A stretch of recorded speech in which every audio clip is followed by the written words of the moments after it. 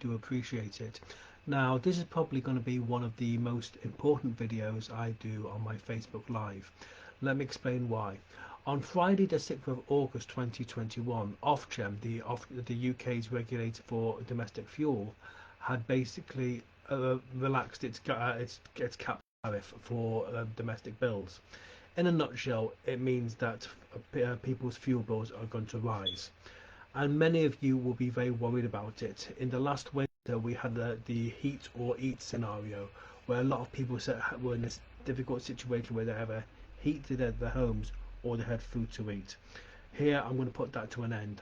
What I'm going to do is, over the next 10 minutes, I'm going to give you 15 to 20 ways how you can cut your fuel bills, either using free methods or low-cost methods that I'm going to teach you. Just to give you an example, I've actually cut my bills from £161 a month to £100 a month using what I'm about to teach you, without changing supplier, without changing tariff. And this has been during the COVID pandemic, when fuel price usage has increased. Now the thing here is, I'm an energy broker. I'm a fitness trainer, but that's my main job, but I'm also a part-time energy broker. So I'm going to teach you how to do this. Now, first things first, this was inevitable for the simple reason the energy companies have been absorbing the higher, how to put this, the wholesale price of electricity and gas has been rising, and the energy companies had to had to pressurize Ofgem to do this, because otherwise they'll be losing money, they'll be going out of business. And you can argue they've got it at the worst possible time, but I'm going to shield you from that. Now, you might be saying to me, why is a fitness trainer talking about this? Well, there's two reasons. The second commonest reason for people to say they're not going to hire me is to say, I can't afford you. And secondly, as I'll detail on the fact sheet I give you, the number one cause of obesity is poverty. This is why I charge very little for my flagship program, which is £1.50 a day. The other thing here is, the energy companies may no doubt thank me for what I'm about to teach you. Believe it or not, it is cheaper for them to go around telling people how to save money on their fuel bills than it is for them to build power stations. Building power stations is a very, very expensive process.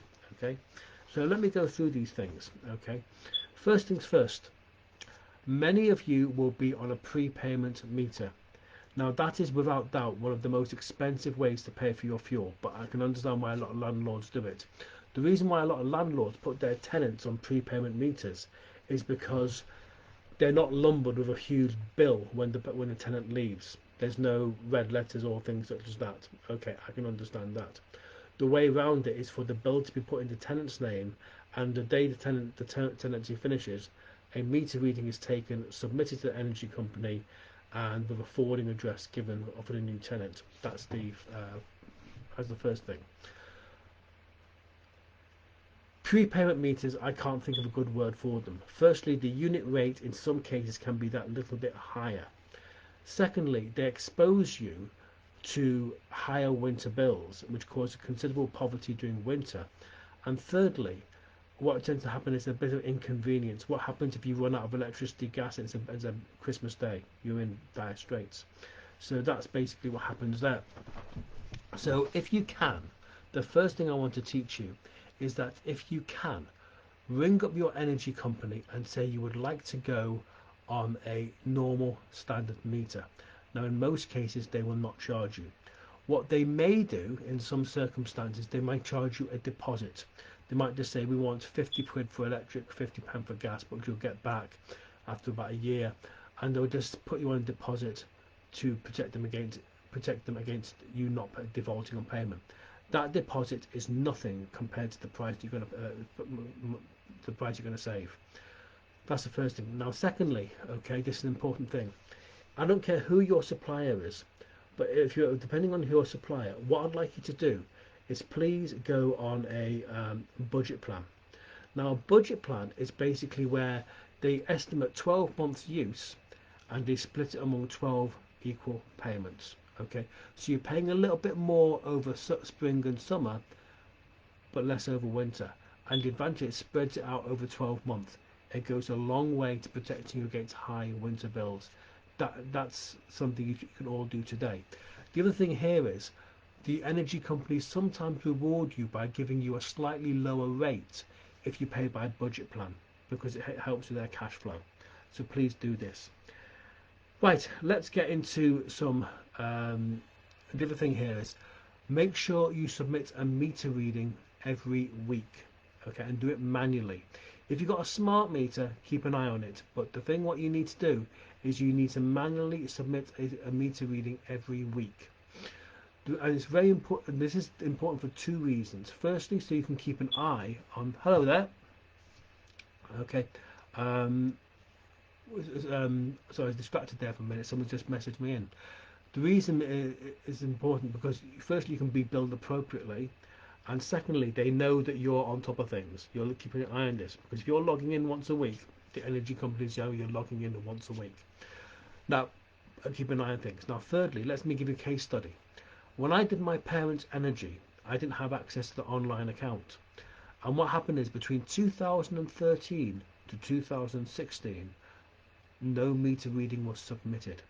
Was it 2014? I think for some like over 2 years, no meter reading was submitted, and the energy company was grossly underbilling. Sadly, after my dad passed away, I was given access to the online account, and I started submitting meter readings weekly, and we found that we were heavily in arrears. My family was something like £3,000 in arrears, and they were. Had I not been an energy broker, the company would actually send a bill for £3,000. I managed to set up a budget plan to pay it off in bits, interest free. But it's very important you submit a meter reading. Right, let's get on to important things. Let's start saving some money. Number one, if you have a television, very important, don't leave your TV on standby. It uses just as much energy to keep it on standby as it does to basically keep it on. So when you finish TV for the day, switch it off. Don't leave it on standby. The same applies to a satellite system or DVD player. Switch them off.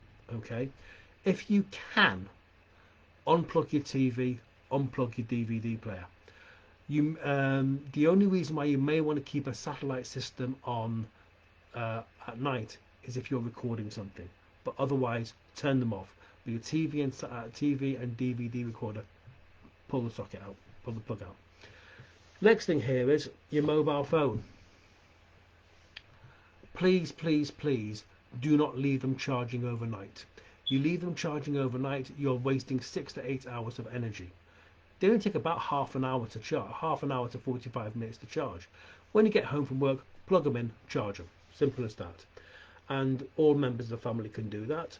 The other thing what you might want to do is once every month or so, let it drain down completely, and then recharge it. That will really extend the life of your battery. But there's no need to charge your mobile phone overnight. You're wasting a lot of energy. Now, if we all do that, we can shut down a couple of power stations. Okay, it's a great thing we can do. Next thing here is obvious. Turn off needless appliances. I'm reading from notes here. If you've got any appliances that are switched on and they don't need to be, turn them off. Okay, you're just wasting energy. Next thing here is if you've got a dishwasher or a washing machine or a tumble dryer, please make sure that if you do a load, you fill up completely. Okay, the reason being it uses just as much energy for one item as it for a whole load. So make sure you get value for your money and do a full load. Okay, but next thing about tumble dryers is very important. If you can, use the most efficient method in the world to dry your clothes. Hang them up outside. Okay, hang them out to dry outside. One thing to help with your ironing. Okay, if you're going to put shirts out on the washing line, put them on a hanger. Helps with ironing considerably because under the weight of the garment, the creases come out. Okay, it's a really good thing to do. Next thing here is, I don't know why people don't realise this. Close windows when you can. I get it's important in winter to open your windows for condensation reasons. That's important. It's important to get full fresh air into the house. But when necessary, close your windows. The simple reason being, if you keep your windows open in winter, you're letting heat escape. Okay, it's important. Now, the other thing is, unless of course you have custom made double glazed windows and doors, make sure you've got draft excluder around all your exterior doors, exterior windows and your letterboxes. You will not believe how much heat you can lose that way. So make sure you've got draft excluder in. Get it put in summer. The simple reason being it's cheap. It's cheaper that time of year. Okay, next thing is the freezer. You can save yourself a lot of money if you get some cooling elements in your fridge. Okay, the simple reason is the freezer cooling elements, they're cheap to buy. Put one on each shelf. I've got 4 shelves on my radiator, so on my fridge. I have 8 cooling elements. I put 4 in the freezer, 4 in the fridge, and I swap them over. The simple reason being, if you do that, you lower the temperature of the fridge considerably and you use less energy. And here's the important thing to help you use less energy in your fridge. Number one, make sure the convectors at the back, they're clean. You keep them as dust free as you can. The simple reason, they need to dissipate heat. If they're caked in dust, they can't do it as well. Next thing you do is, I'm a vegetarian. What thing I recommend doing, if you're defrosting any vegetables, defrost them in the fridge. As they defrost, they take up the heat from any item in the fridge, and basically they bring the temperature of the fridge down. Important. Do not do this with meat. Don't, because you risk salmonella. So don't do that. Right. Okay. That's the thing. If you have a kettle, this is important. Only fill up what you need. I have one member of my staff who will actually fill up the kettle all the way to the top just for 1 cup of tea. It wastes a lot of energy. Just put in what you need. Usually kettles have a minimum amount to put in, and that normally covers 1 cup of tea or coffee. Just heat up what you need. You can save yourself a lot of energy for doing that. The next thing here is cookers. If you have a gas cooker, make sure you use, when you turn up the level of gas, make sure it just about covers the just under basically the gas doesn't go over the edges of the pan, otherwise you're heating up the air. It doesn't do any good to anyone. Make sure the basically you're just covering the pan. Okay, so that's your circumference of your pan. Your gas goes up that way. Okay, you can save yourself a lot of money by doing that. Now what do you call it, let's go through this. Back in the 1980s, Edwina Currie, the health minister, caused uproar when she told the elderly they want to cut down their fuel bills, put some more layers on.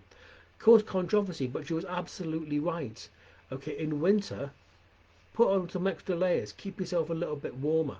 I used to have students live in my house, and one girl was moaning the house was too cold. And I used to say to her, well, if you're walking in the house in winter in a bikini, which she was, no wonder you're going to feel a bit cold. Okay, put some layers on. Other thing you might want to do, keep your heating, turn it down by about 1 degree C. Cuts down a bit of energy, and you won't hardly notice the difference. What you should do, okay, instead of using a bath, have a shower. Okay, use a lot less water, and on top of that, use a lot less energy. If you have a hot water tank, make sure it's well lagged. It's very important. Most of them come with a polystyrene covering. Keep that on, okay, and you can save yourself a lot of energy. Now, I'll come on to, well, think about now, hot water tanks. Many people have their hot water to come on in the morning, let's say between 6 and 9, then they turn it off, and they bring it on between 4 and 7. That's stupid. What actually happens is you heat up the hot water, then it cools down. It stays cold for a couple of hours, then you're heating up again. You're heating 80 litres up twice. What you need to do is, once you heat it up to 80 degrees C, leave it there. Keep your hot water on constant. What then happens is, once it's at 80 or 60 degrees C, it doesn't take much energy to keep it that level. If you then have a shower or something, you might use about 20 litres. You only have to heat that 20 litres of water. Saves a lot of energy. Same with your hot water, your heating temperature.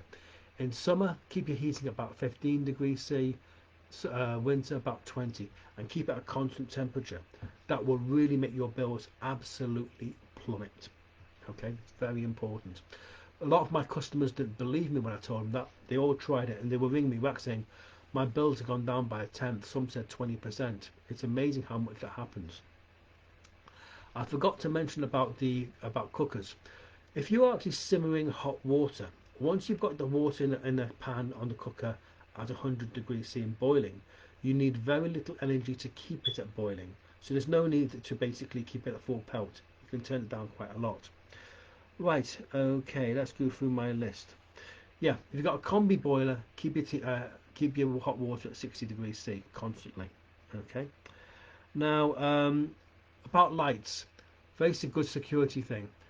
Have dawn to dusk lights on outside. They use hardly any energy, but from a security point of view, they're a great deterrent for burglars if you've got them round the back, because nobody wants to be seen. And by keeping a light on constantly, it uses a lot less energy than turn it on, off, on, off, on, off. Keep it on constantly. Okay. Now, with regarding light bulbs, one thing is very important. In some parts of the world, you can be fined for putting a light bulb in a bin. So up to anything between 50 and £100. What I'd like you to do is get your light bulb, take it somewhere in your local community. There is an electrical shop. What you want to do is basically take the old bulb, give it them for disposal, and get a new one. It's a win-win situation. They get a new customer, you get a new bulb, and you avoid the £50 fine. Win-win-win. It's much better to do that. Now, if you can, get an extractor fan put in your kitchen and your bathroom. Preferably one of those that every time you turn the light on, the extractor fan comes on. That gets fresh air coming in. It also does a lot to prevent condensation. On top of that, they're very energy efficient. Okay.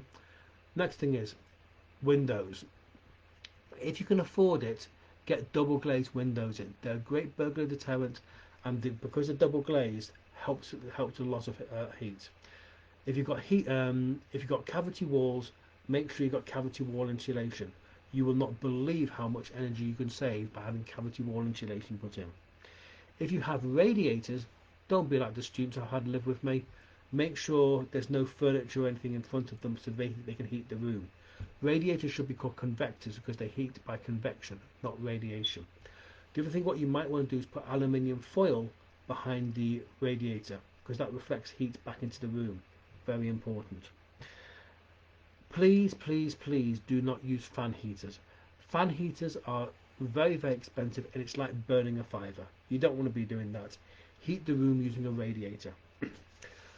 Very important, please don't make the mistake that my ex made. Please, please, please ensure your gas boiler is serviced once a year. I service mine every March, between February and March. The simple reason that gas engineers are quiet then. If you get your boiler serviced over summer, it is less likely to break down over winter. It doesn't eliminate the risk, but it reduces it. And if you can all do that, you can go a long way to preventing gas boiler breakdowns in winter. Okay, so get it done over summer. Please don't be like my ex. What she did was she never got round to it, and what actually happened was that the gas boiler broke down. Because it hadn't been serviced for over a year, the insurance wouldn't cover it. So tough. She ended up having to use fan heaters to keep the house kept warm, but then what happened is she ended up in arrears, ended up having to go on prepayment meters. It was only luckily because there was a government grant available for new boilers, and she got it because she was on tax credits and she had a son under the age of 16. If it wasn't for that, she wouldn't have got it. So please make sure your gas boilers are serviced regularly, preferably round about between February and September. Get it done over summer. What else can I say? Yeah, room thermostat. I've covered that. Keep your temperature about 20 degrees C in winter, 15 degrees C in summer. Okay, go through my list. Large tank, local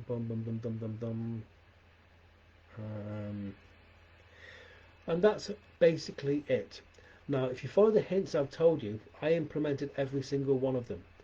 I actually reduced my bills from £161 a month direct debit to £101 a month. That's going to save me £732 a year. Now, there's nothing. Just spare a thought for the self-employed. If you're a business, you'll have an energy contract. Now, sometime in that contract, there's a narrow window period when they can cancel the supply contract. If you don't, what can happen is at the end, the supplier can extend the contract by up to a year and raise the rates quite a bit. or they can put you in default out of contract rates, which are ridiculous. Either way, companies can go bust because of it. So make sure you do something about it, which I can help you with. The most important thing I was going to mention to you is when it comes to choosing a supplier, do not use a price comparison website. Price comparison websites do not do anything to protect you without it's a rollover trap. On top of that, what happens is they give you a generic price which tends to be a lot cheaper than what you're paying. What then goes and happens is you accept the terms and conditions saying that within you have a cooling off period of 14 to 28 days. It takes about 6 to 8 weeks to the historical use of your property to come through from the national grid. At that point, you've accepted the terms and conditions, and very often your price goes up considerably because of the national grid price, national grid history. That's why you should never use a price comparison website.